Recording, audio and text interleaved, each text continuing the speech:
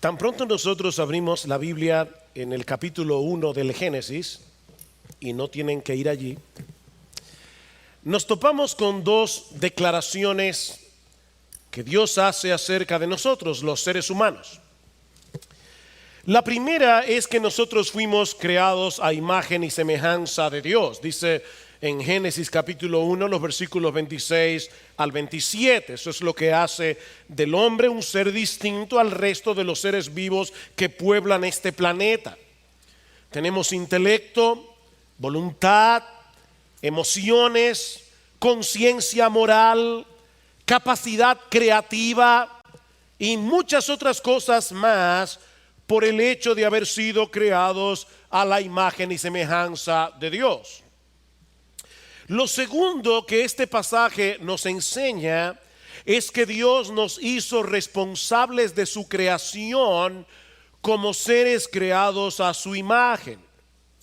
Dice en el versículo 28 de Génesis 1 que Dios le ordenó al hombre recién creado que sea fecundo, que se multiplicara, que llenara la tierra y que ejerciera dominio sobre los peces del mar, las aves del cielo y sobre todo ser viviente que se mueve sobre la tierra.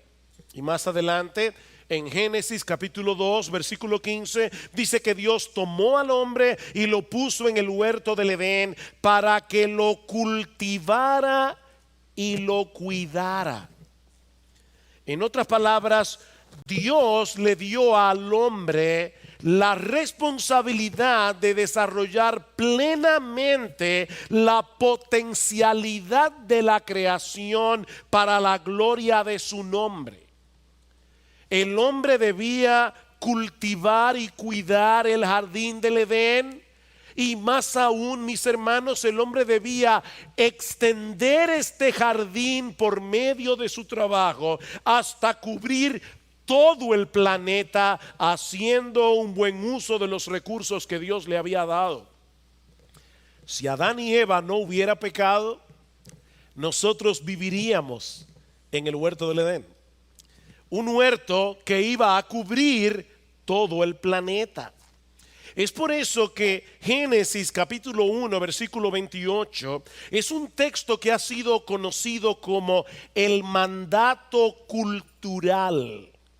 El mandato cultural. Esa es una palabra que encierra la idea de cultivar y que incluye todo tipo de actividad humana que contribuya al desarrollo y al florecimiento de la sociedad. El mandato cultural incluye el arte, el desarrollo de la agricultura, la ciencia, la economía, la tecnología, la política, las estructuras sociales, la buena comida.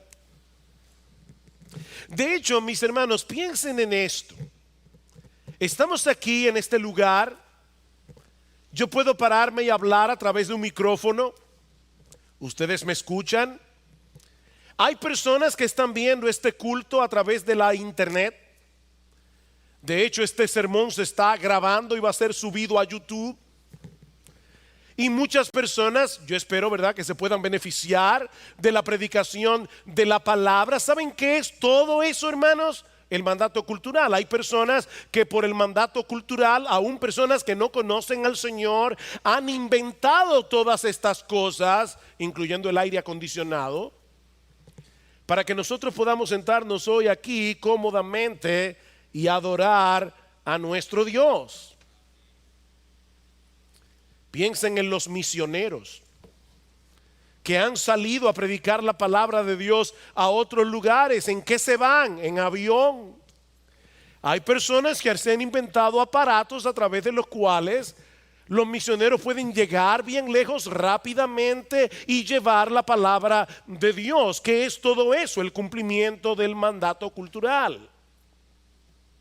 Así que pudiéramos resumir todo esto en una fórmula matemática y decir que la creación más el esfuerzo creativo del hombre es igual a cultura. La creación hecha por Dios más el esfuerzo creativo del hombre, tuyo y mío, es igual a cultura. Dios creó al hombre a su imagen y semejanza para darle el privilegio de regir la creación junto con él. Así que, mis hermanos, hay un trabajo que nosotros estamos llamados a hacer en este mundo como seres creados a imagen y semejanza de Dios, cada uno de acuerdo a los dones, talentos y oportunidades que el Señor le ha dado. Mientras estemos en el mundo, debemos beneficiar al mundo en el cumplimiento del mandato cultural. De manera que la gran comisión dada por Jesús en Mateo capítulo 28 de hacer discípulos a todas las naciones no es la única comisión que Dios nos ha dado. No es la única. Tanto el mandato cultural de Génesis 1:28 dado a todo hombre, como la gran comisión dada a la iglesia, son mandatos divinos. Y ambos deben ser tomados en serio. Por eso Pablo dice en Colosenses capítulo 3, versículos 23 y 24, todo lo que hagáis. ¿A quiénes escribió Pablo ese texto? ¿A los pastores? ¿A los maestros de escuela dominical? ¿A los que sirven en la iglesia? No, a los siervos. A los siervos que hacían todo tipo de trabajo. Y Pablo les dice, todo lo que hagáis, desde limpiar un piso hasta criar a un niño, hasta hacer una casa, hasta hacer una obra de arte, todo lo que hagáis, hacedlo de corazón, como para el Señor y no para los hombres, sabiendo que del Señor recibiréis la recompensa de la herencia, porque a Cristo el Señor servís. Cuando ustedes están envueltos en ese tipo de labores que no son espirituales, ustedes están sirviendo a Jesús. Ahora bien, nosotros sabemos que Génesis 1 y 2 está seguido por Génesis 3, la caída del hombre. Nosotros vivimos en un mundo caído en el que impera la maldad y el pecado, en medio de un sistema que no solo intenta alejarnos de Dios, sino también anularnos como cristianos para que no vivamos intensa y apasionadamente para la gloria de Dios, para que no cumplamos la gran comisión a ser discípulos en todas las naciones. La pregunta que yo quiero responder en esta tarde es: ¿cómo podemos ser fieles a Dios en medio de este sistema de maldad sin escapar del mundo y sin enredarnos en él? En el mundo, pero no del mundo. Debemos cumplir el mandato cultural viviendo como ciudadanos de este mundo. Pero mis hermanos, ¿qué hacemos con algunos pasajes del Nuevo Testamento que parecen alentarnos a menospreciar nuestra involucración en el mundo, como si ser médico, por ejemplo, fuera menos noble que ser pastor? ¿O ser ebanista es menos noble que ser misionero? ¿Qué hacemos con esos pasajes del Nuevo Testamento que parecen alentarnos a menospreciar las cosas del mundo, como si lo único que valiera la pena es todo lo relacionado con la gran comisión? Como si todo lo demás fuera una pérdida del tiempo del que sería mejor librarse si tuviéramos una mejor opción. Bueno, lo que yo quiero hacer es ver algunos de esos pasajes. Quisiera considerar con ustedes algunos de esos pasajes para ver si en verdad enseñan lo que muchos creen que enseñan. Y el primero de esos pasajes, y los que fueron al retiro de jóvenes de este año recordarán que hablamos acerca de este tema. El primero de estos pasajes, pero a mí no me es molesto repetirles las mismas cosas, es Primera de Pedro capítulo 2 versículo 11. Les pido por favor que vayan conmigo a la primera carta de Pedro capítulo 2 versículo 11. Dice el apóstol Pedro: Amados, os ruego como a extranjeros y peregrinos que os abstengáis de las pasiones carnales que combaten contra el alma. Absténganse de esas pasiones. ¿Por qué? Porque somos extranjeros y peregrinos en este mundo. Ya lo viste, pastor, ahí dice claramente que nosotros somos extranjeros y peregrinos. Nosotros no pertenecemos a este mundo. Cuando yo era niño, había una serie de televisión titulada Mi Marciano Favorito, si algunos la recuerdan, protagonizada por Ray Walston como el marciano.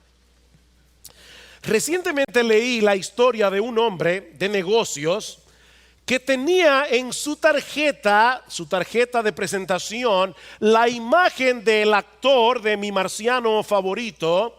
Y este texto de Primera de Pedro capítulo 2 versículo 11, con un mensaje que decía: solo soy un extraterrestre esperando irme a casa. Ahora, ¿es eso lo que Pedro nos está enseñando aquí, mis hermanos? Que nosotros somos extraterrestres esperando volar al cielo lo más rápido posible. Vean el texto otra vez. ¿De qué es que debemos abstenernos según Pedro? De las pasiones carnales que combaten contra el alma. Debemos mantener a raya esos deseos pecaminosos. No debemos satisfacer esos deseos. Mis hermanos, cuando nosotros cedemos a las tentaciones para aflojar esa tensión que sentimos mientras somos tentados, hay una tensión, ¿verdad? Cuando somos tentados, una tensión porque tenemos deseos de pecar. Y cuando nosotros cedemos a esa presión para que afloje la tensión, ¿saben qué es lo que estamos haciendo? Estamos tratando de apagar fuego con gasolina.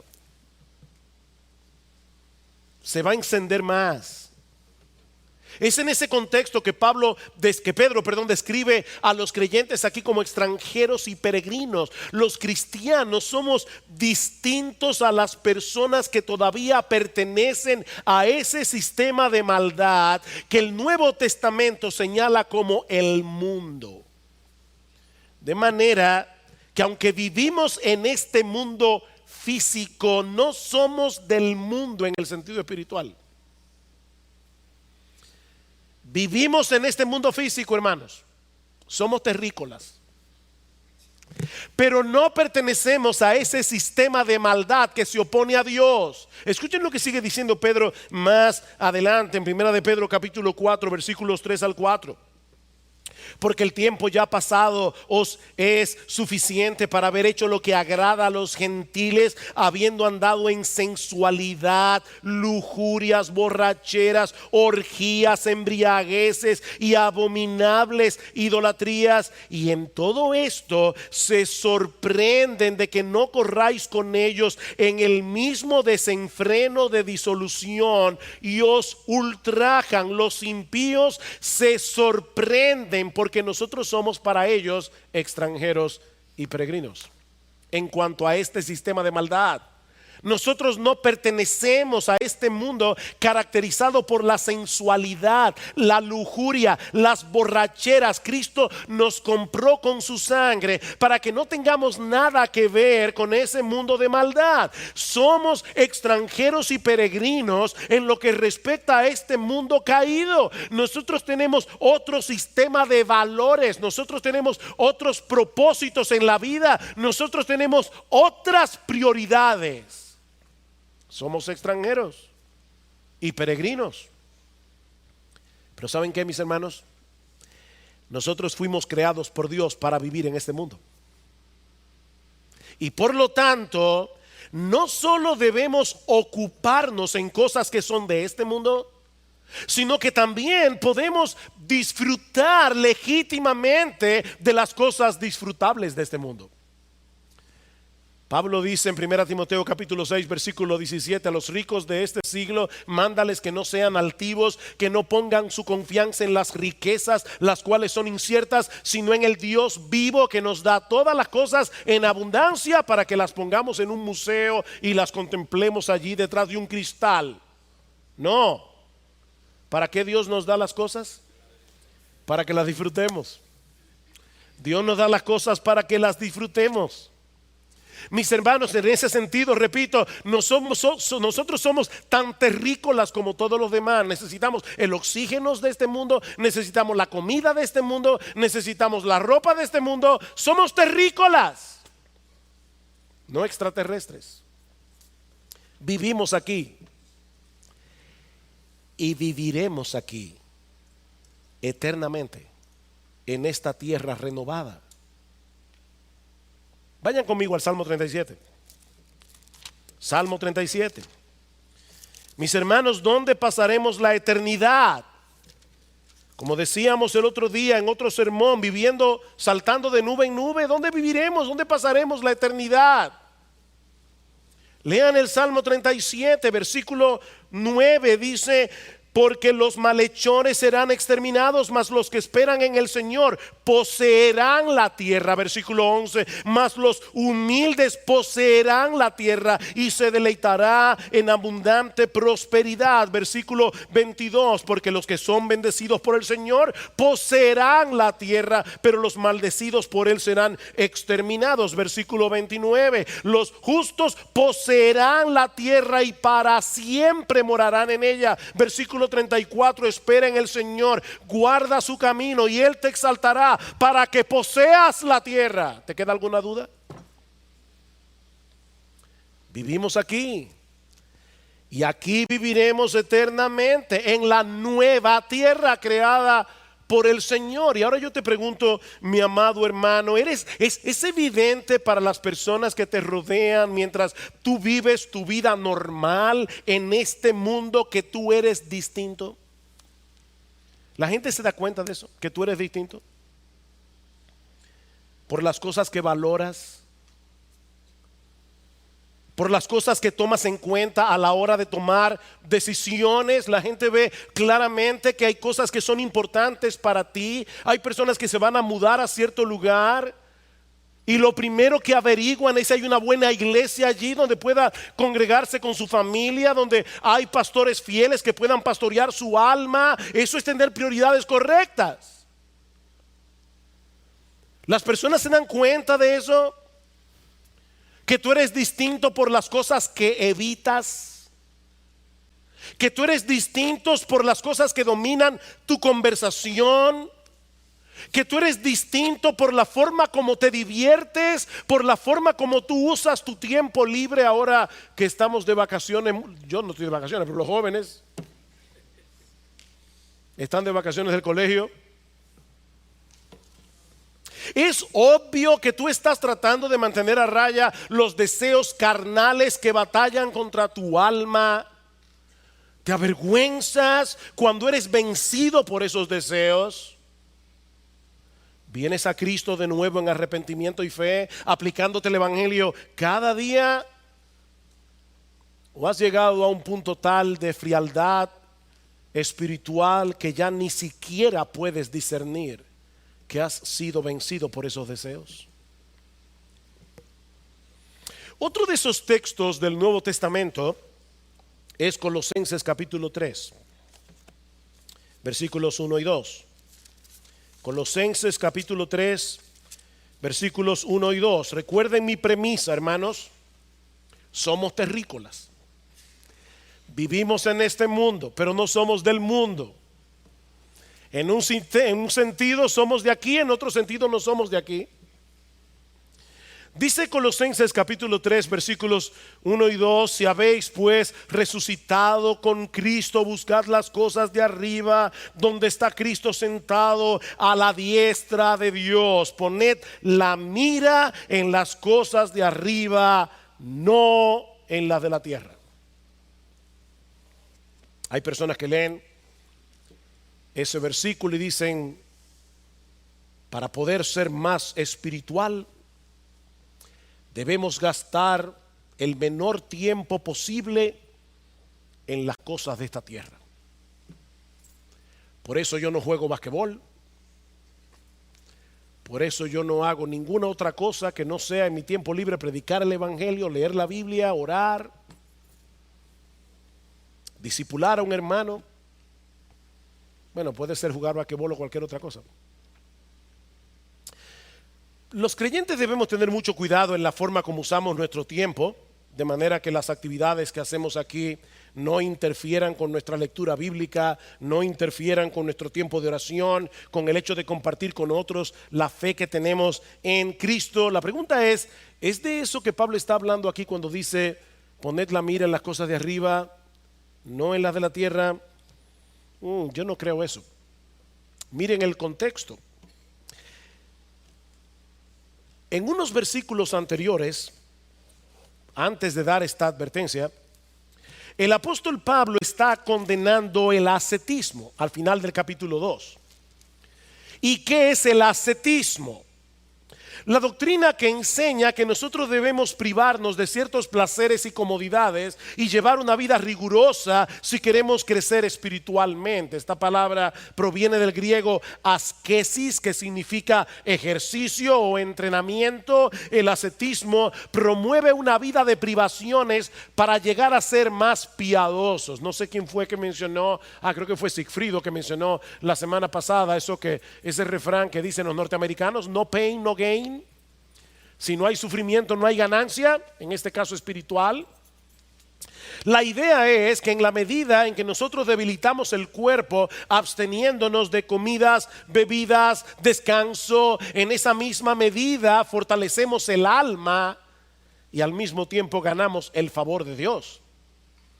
Pero mis hermanos, esa idea es totalmente contraria al evangelio.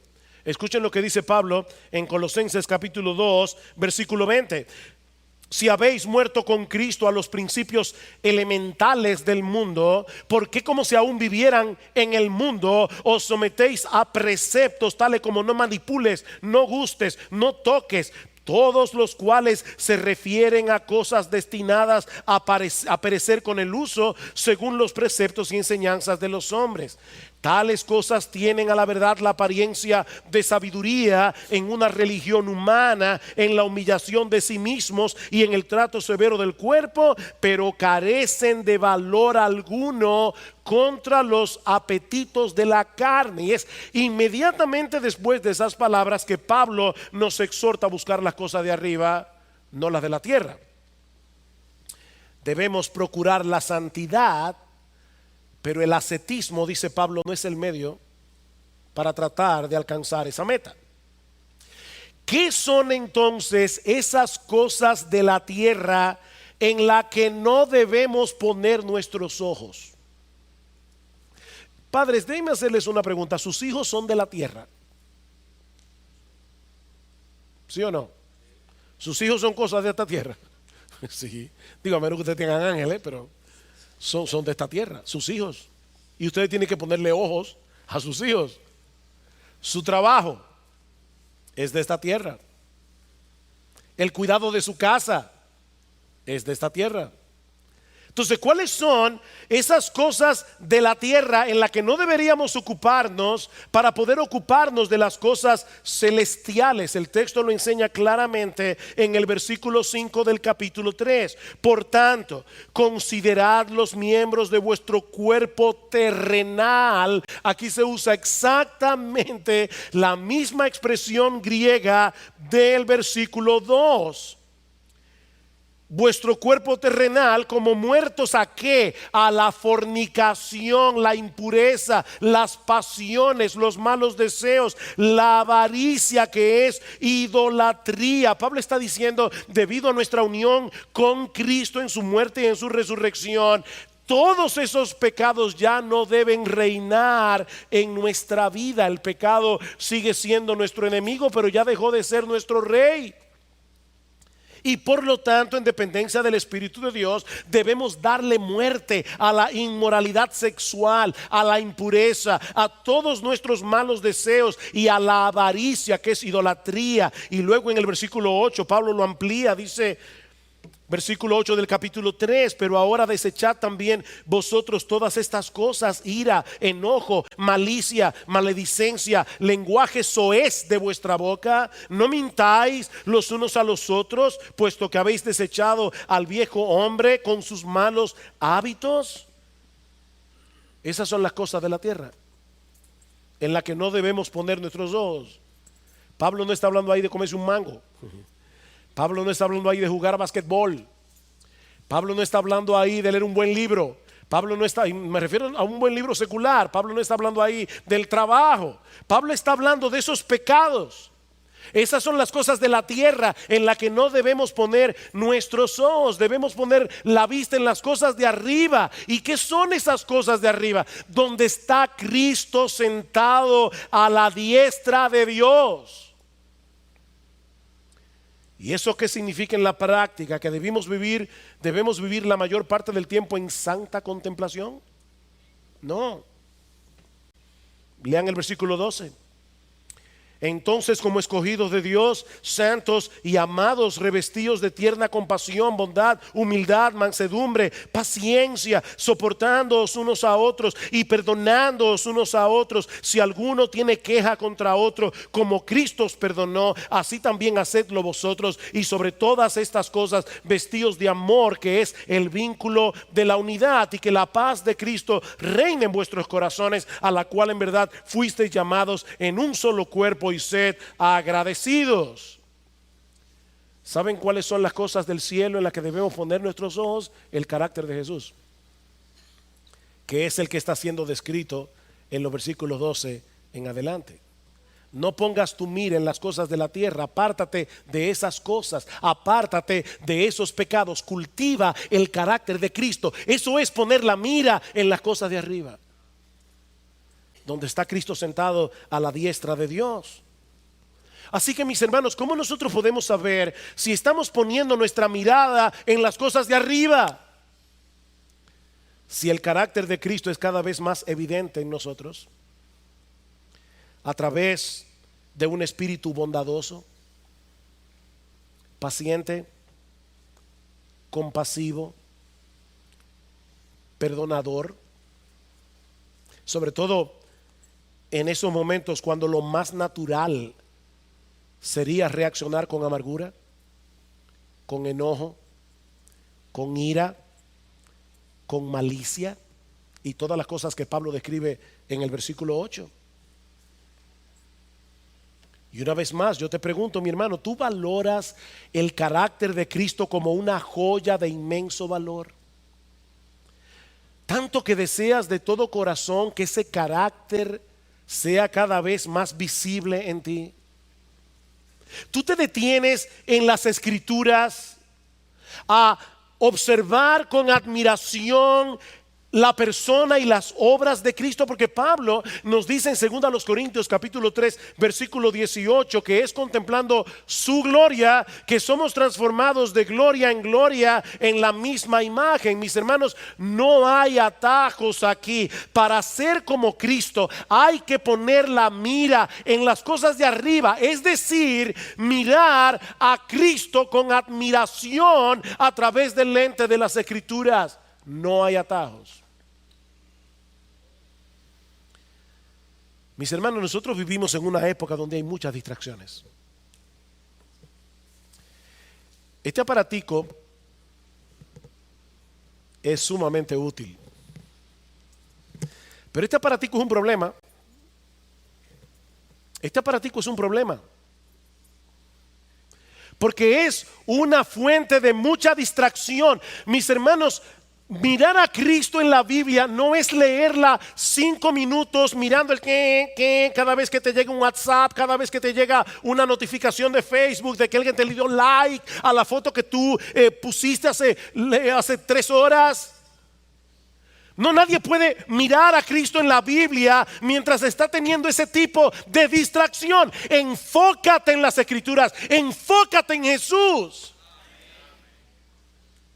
Mira las cosas de arriba, mira las cosas de arriba, donde está Cristo sentado a la diestra de Dios. Es de eso que Pablo está hablando en Colosenses. Apártate de la fornicación, apártate de la codicia, apártate de la ira, apártate del enojo, apártate de la mentira, porque son cosas de la tierra. Mira a Jesús con admiración a través del lente de la Biblia. No hay atajos aquí. Otro texto. Segunda a los Corintios. Segunda a los Corintios capítulo 4. Versículo 16. Este sí que es un texto muy mal interpretado. Dice Pablo: por tanto, no desfallecemos, antes bien, aunque nuestro hombre exterior va decayendo, sin embargo nuestro hombre interior se renueva de día en día, pues esta leve, pasajera aflicción nos produce un eterno peso de gloria que sobrepasa toda comparación, al no poner nuestra vista en las cosas que se ven, sino en las que no se ven. Porque las cosas que se ven son temporales, las que no se ven son eternas. Pastor, ahí está. Ahí está clarito. Si hay un pasaje que parece promover una vida súper espiritual, una vida extraterrestre, es este pasaje de 2 Corintios. Pablo nos dice claramente en el versículo 18 que no debemos fijar la vista en las cosas que se ven, sino en las que no se ven. Porque las cosas que se ven son temporales, las que no se ven son eternas. Ahora, si nosotros miramos con cuidado el contexto de este pasaje, vamos a ver que Pablo está hablando de otra cosa. Lean conmigo los versículos 8 al 10 de 2 Corintios 4. Pablo dice, hablando de sí mismo y de los que como él estaban predicando la palabra: afligidos en todo, pero no agobiados; perplejos, pero no desesperados; perseguidos, pero no abandonados; derribados, pero no destruidos; llevando siempre en el cuerpo por todas partes la muerte de Jesús, para que también la vida de Jesús se manifieste en nuestro cuerpo. Pablo había tenido que pagar un precio muy alto por su fidelidad a Cristo, pero a pesar de todo eso, es que él dice en el versículo 16: no desfallecemos. No desfallecemos, porque esas son las consecuencias temporales de vivir en un mundo caído, y no pueden compararse siquiera con las bendiciones eternas que tenemos en Cristo. Con esta información en mente, lean otra vez los versículos 17 al 18. Pues esta aflicción leve y pasajera, que es lo que se ve, a lo que se ve es esta aflicción leve y pasajera que tenemos porque somos cristianos. Esta leve y pasajera aflicción nos produce un eterno peso de gloria que no se ve, pero que sobrepasa toda comparación al no poner nuestra vista en las cosas que se ven, es decir, en las dificultades que nos acarrea el hecho de ser cristianos y de ser fieles a Cristo en un mundo caído. Porque las cosas que se ven, es decir, todas estas aflicciones, todas estas persecuciones que sufrimos por ser cristianos, son temporales. Pero las que no se ven, es decir, todas las bendiciones que nosotros tenemos por el hecho de estar en Cristo, esas cosas son eternas. ¿Se dan cuenta, mis hermanos, de qué está Pablo hablando aquí? Pablo no está hablando aquí de las cosas creadas por Dios, como las cosas que se ven, las cuales se pueden ver, tocar, disfrutar. No, él está comparando lo que significa vivir en un mundo caído con las bendiciones que nosotros tenemos en Cristo. Vivimos en un mundo que aborrece a Dios y que por esa misma razón aborrece a los cristianos. Pero debemos seguir siendo fieles al Señor sin importar las consecuencias, sabiendo, como dice Pablo en Romanos 8:18, que las aflicciones del tiempo presente no son comparables con la gloria venidera que en nosotros ha de manifestarse. ¿Se dan cuenta, hermanos, qué son las cosas que se ven y las que no se ven? Déjame otra vez hacer otra pregunta. ¿Tus hijos se ven? Son muy visibles. ¿Y sabes qué? Tú tienes que ponerle atención a tus hijos y se ven. Tu trabajo se ve. ¿Se ve o no se ve? Tu trabajo se ve. Y tú tienes que ponerle atención a lo que se ve, a tu trabajo. De hecho, yo soy pastor y yo tengo que bregar con este libro que se ve para poder hacer un mensaje que también se ve y predicarlo aquí en la iglesia cada domingo. Así que lo que Pablo está hablando aquí no es de lo que yo veo de este mundo creado por Dios. Las cosas que se ven son las aflicciones, las persecuciones que yo sufro por el hecho de ser cristiano. Esas son las cosas que se ven. Las que no se ven son las bendiciones enormes que nosotros tenemos en Cristo, pero que no se ven. Las cosas que no se ven es lo que Dios está haciendo en nosotros, forjando el carácter de Cristo, haciéndonos más pacientes, que son cosas que no se ven. Se ven los resultados de la paciencia, pero la paciencia en sí no se ve. ¿O alguien pudiera por favor enseñarme una paciencia? Nadie aquí tiene una paciencia, se la doblo de una vez. ¿Alguien tiene aquí una paciencia, un amor, una compasión? Eso no se ve. Y ahora yo te pregunto, a la luz de este pasaje, ¿estás tú dispuesto a sufrir las consecuencias de ser cristiano? Que se ve en la universidad, en tu lugar de trabajo, en medio de tu familia incrédula, en medio de tus amigos, siendo fiel a Dios y viviendo en santidad a pesar de las burlas que se ven, a pesar del rechazo que se ve? ¿O estás tan atento a las cosas que se ven, el aislamiento de tus amigos incrédulos, el maltrato, el rechazo que sufres cuando tú mantienes en alto tus convicciones cristianas, que estás perdiendo de vista las cosas que no se ven, es decir, los enormes privilegios que tienes por el hecho de estar en Cristo? Esa es la pregunta. Un texto más. Primera de Juan capítulo 2 versículo 15.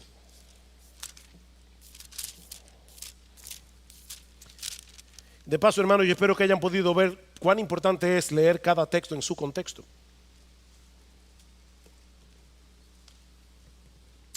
Y de paso también espero que hayan podido ver que para leer la Biblia e interpretarla correctamente no se puede estar distraído. Leer la Biblia toma tiempo. Leer la Biblia bien toma tiempo. Esto no se hace en 2 minutos. Primera de Juan capítulo 2 versículo 15. No améis al mundo ni las cosas que están en el mundo. Si alguno ama al mundo, el amor del Padre no está en él. Este sí que es un texto categórico. No améis al mundo.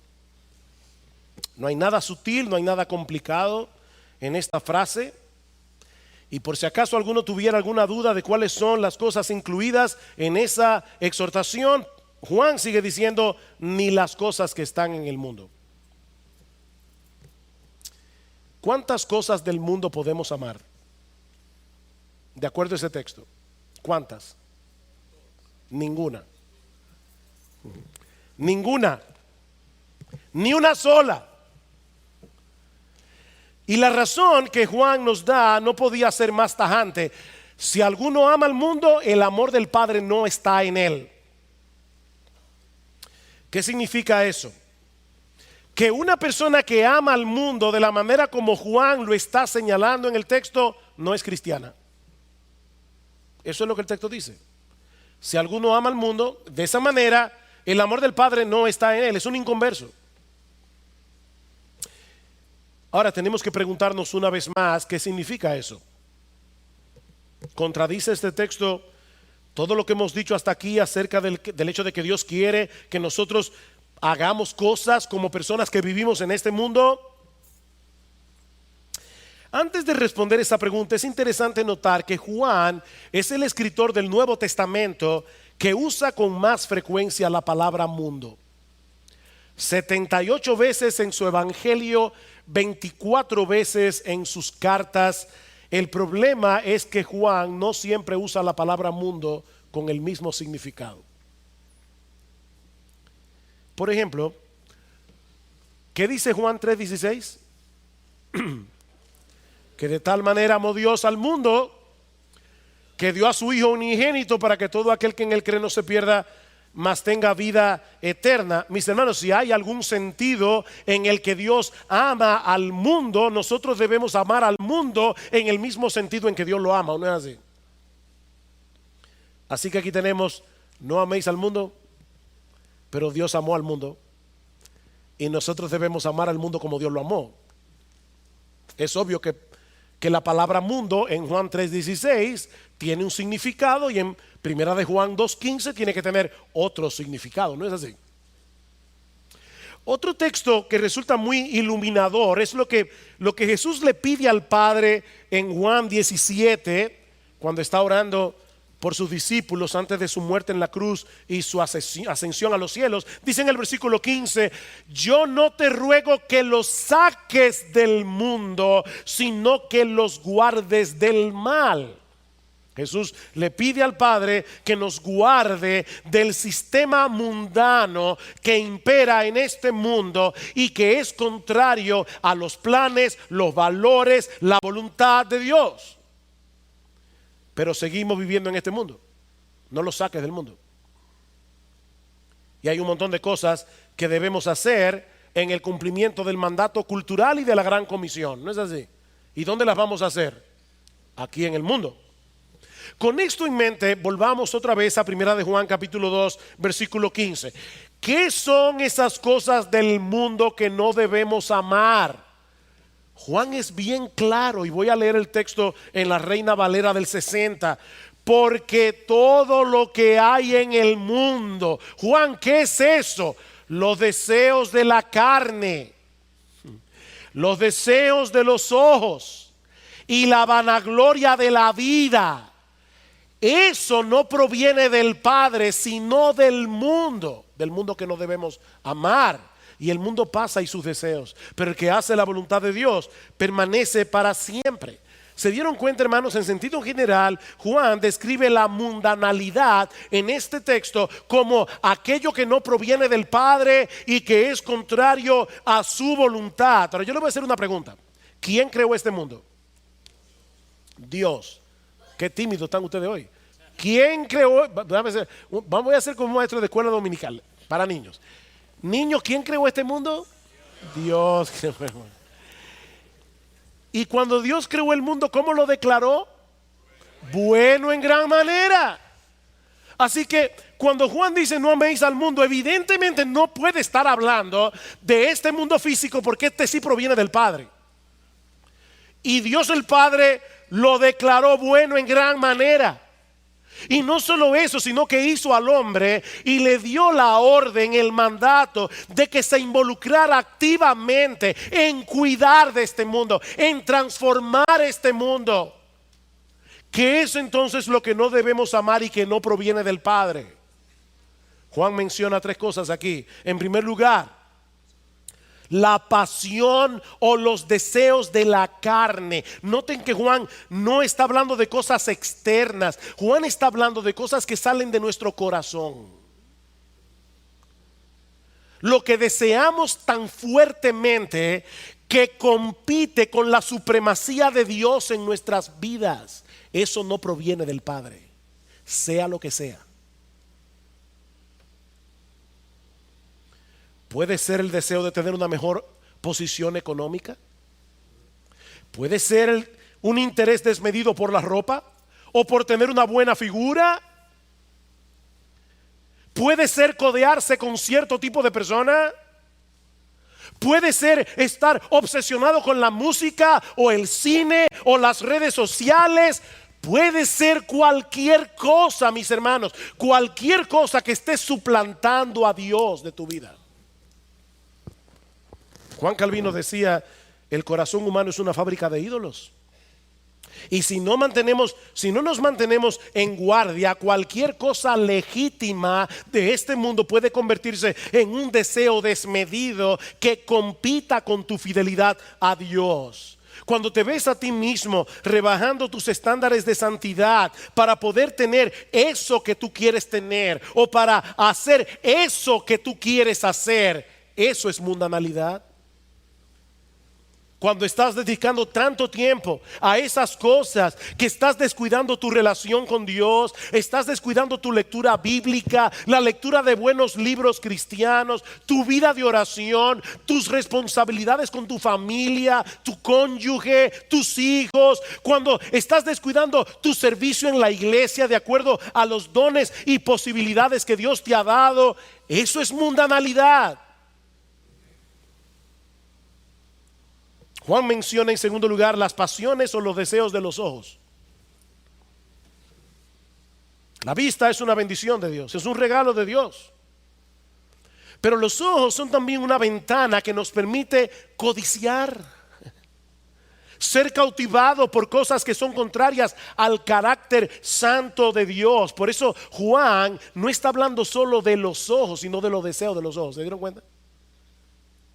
Los deseos de los ojos, los deseos que entran por los ojos, aquellas cosas que vemos y que levanta la codicia del corazón, los deseos de los ojos, el deseo de tener lo que no debemos tener, o el deseo de tener lo que Dios en su voluntad definitivamente no ha querido que tengamos. Y puede ser legítimo, pero Dios no ha querido que lo tengamos. Los deseos de los ojos. Y finalmente Juan menciona la arrogancia o la vanagloria de la vida. La arrogancia o la vanagloria de la vida. Enorgullecerte de tus logros, de tus talentos, de tus habilidades, incluso de tu crecimiento espiritual, como si ninguna de esas cosas fueran un reflejo de la obra de la gracia de Dios en ti. ¿Qué tú tienes que tú no hayas recibido? Y si lo recibiste, ¿por qué te glorías como si no lo hubieras recibido? Primera de Corintios capítulo 4 versículo 7. Eso es mundanalidad. Cuando haces las cosas para llamar la atención sobre ti, eso es mundanalidad. Cuando quieres que la gente te note, no quieres pasar desapercibido, eso es mundanalidad.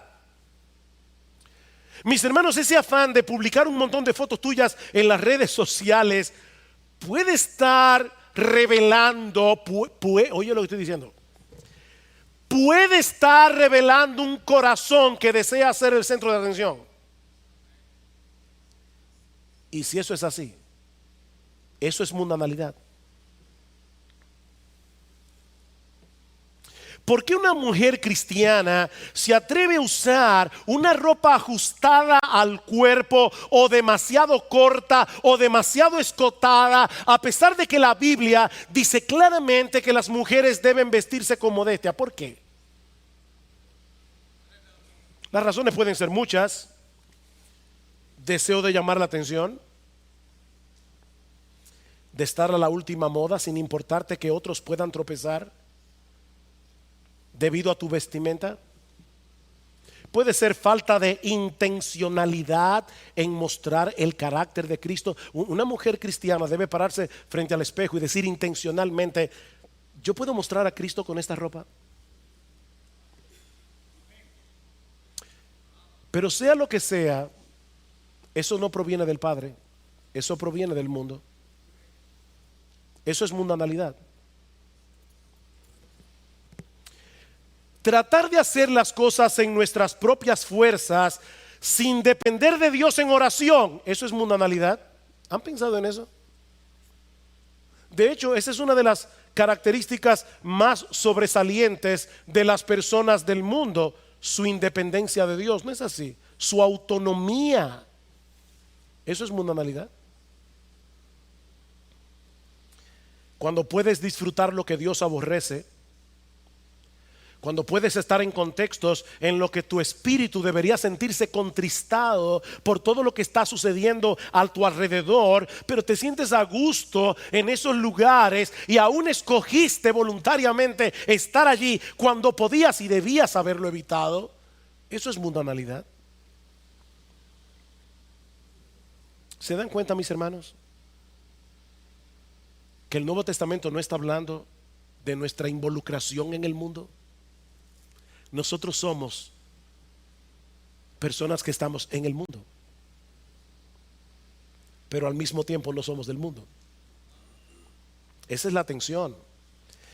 Lamentablemente no podemos seguir ampliando este punto por falta de tiempo, pero yo espero que el Señor me haya podido demostrar que la Biblia no nos exhorta a tratar de escapar literalmente del mundo, sino más bien a guardarnos de la malignidad de este mundo. La Biblia nos exhorta a colocar a Dios en el tope de nuestras prioridades, de tal manera que ninguna cosa de este mundo compita con nuestro deleite en Él. Que todas las cosas legítimas y disfrutables de este mundo podamos disfrutarla en comunión con Él y con gratitud hacia Él, como dice Pablo en Colosenses capítulo 3 versículo 17 y 17. Todo lo que hacéis, sea de palabra o de hecho, hacedlo todo en el nombre del Señor Jesús, dando gracias a Dios Padre por medio de Él. Mira, mi hermano, si tú no puedes darle gracias a Dios por eso que vas a hacer, no lo hagas. Si no puedes darle gracias a Dios, no lo hagas. Porque aquí dice, todo lo que hagáis,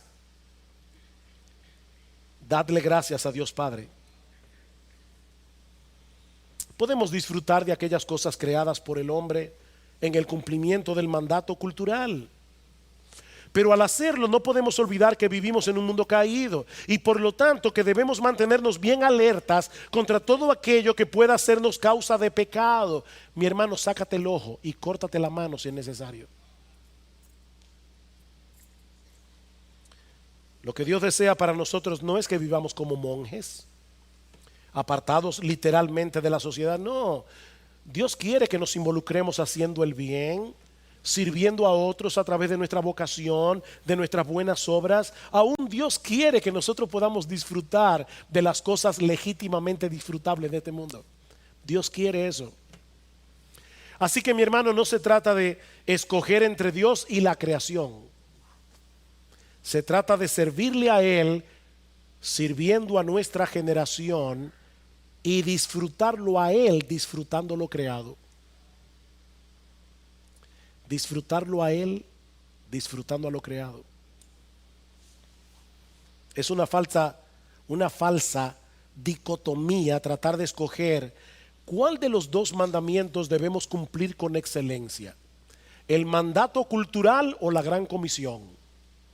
No, ambos mandamientos son divinos y ambos debemos hacerlo lo mejor que podamos para la gloria de Dios. Cada cual de acuerdo a la vocación que Dios le haya dado. Y ya estoy terminando. Mis hermanos, lo que estamos diciendo es que no podemos permitirnos la mediocridad en ningún área de nuestra vida.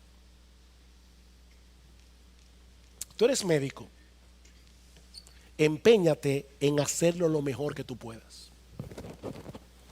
Eso es parte del mandato cultural. Hazlo lo mejor que tú puedas. Empeñate en ser el mejor médico.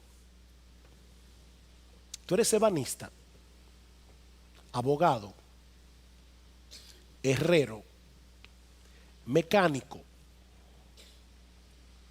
¿Qué dice Pablo en Colosenses capítulo 3? Todo lo que hagáis, hacedlo de corazón, como para el Señor y no para los hombres. Mi hermana, tú eres ama de casa. Tú tienes un trabajo. Si tú eres ama de casa, tú tienes un trabajo y debes hacerlo bien. Debes hacerlo con responsabilidad. Debes hacerlo para la gloria de Dios. Pero no olvides que también eres cristiano. No olvides que también eres cristiana. Y por lo tanto, tampoco debes permitirte la mediocridad en tu vida devocional, en el conocimiento de las Escrituras, en el uso de tus dones para la edificación de la iglesia. Cada cual según las capacidades, dones y oportunidades que el Señor le ha dado. No seas mediocre en ningún área de tu vida. jóvenes, permítanme que les hable a ustedes. Jóvenes, me refiero a jóvenes. Timoteo era joven a los 40 años. Cuando uno dice jóvenes, yo no estoy pensando en 12 años. Jóvenes de la iglesia, casados ya. Si tú eres bueno en tu trabajo,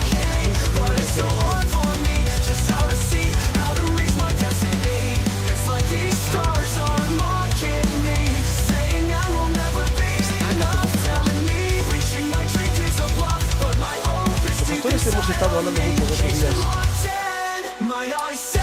de nuestra edad promedio. Este año yo cumplo 58 años. Eso quiere decir que en 12 años yo tengo 70 años. Y déjeme decirle que yo no soy el más viejo de los 14. Tampoco soy el más joven. Pero ¿saben qué es lo que yo quiero decirles, mis hermanos? Jóvenes, jóvenes. El futuro de esta iglesia está en la mano de Dios. El futuro de esta iglesia está en nuestras manos, no en la mano de nadie más. No vamos a llamar gente de fuera para que siga edificando esta iglesia. Son ustedes los que tienen que tomar el mando y nosotros tenemos que ir desapareciendo.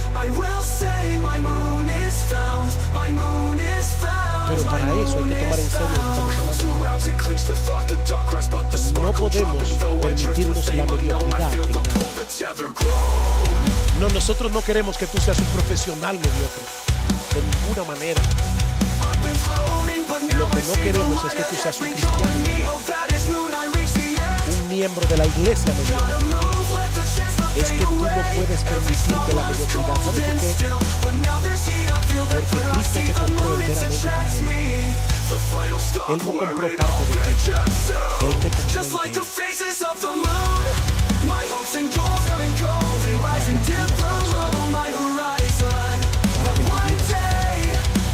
Aquí no estamos promoviendo una falsa dicotomía entre el mandato cultural y la gran comisión. Ambos son mandatos de Dios. Hagamos bien ambas cosas para la gloria